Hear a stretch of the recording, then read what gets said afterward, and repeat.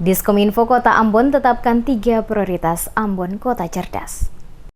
Mewujudkan Ambon sebagai kota cerdas atau smart city sebagai bagian yang ditetapkannya. Ambon sebagai salah satu kota di Indonesia yang masuk dalam 100 kota cerdas oleh Kementerian Komunikasi Informatika RI. Maka Dinas Komunikasi Informatika dan Persandian Kota Ambon menetapkan 3 prioritas Ambon Kota Cerdas dari 7 program prioritas Pemkot Ambon. Hal ini disampaikan langsung oleh Kepala Dinas Komunikasi Informatika dan Persandian Kota Ambon, Joy Renner Adrians, pada hari Selasa 3 Maret 2020 di ruangan Media Center Pemkot Ambon. Dikatakannya mendukung 7 program prioritas pemerintah Kota Ambon terhitung sejak tahun 2017.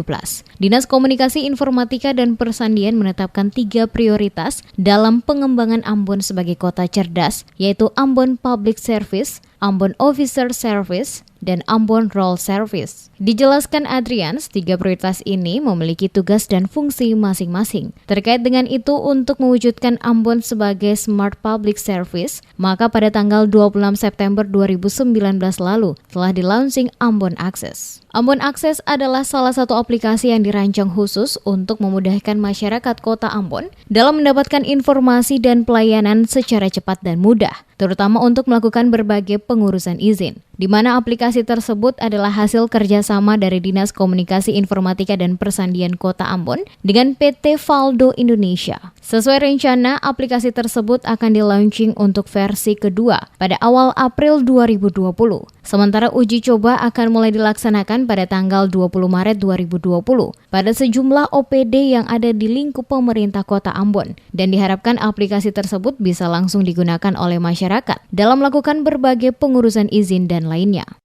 Terhitung sejak tahun 2017, Dinas Komunikasi Informatika dan Persandian Kota Ambon sudah menetapkan 3 prioritas dalam pengembangan Ambon sebagai kota cerdas, yaitu yang pertama Ambon Public Service, kemudian yang kedua adalah Ambon Officer Service, dan ketiga adalah Ambon Rural Service.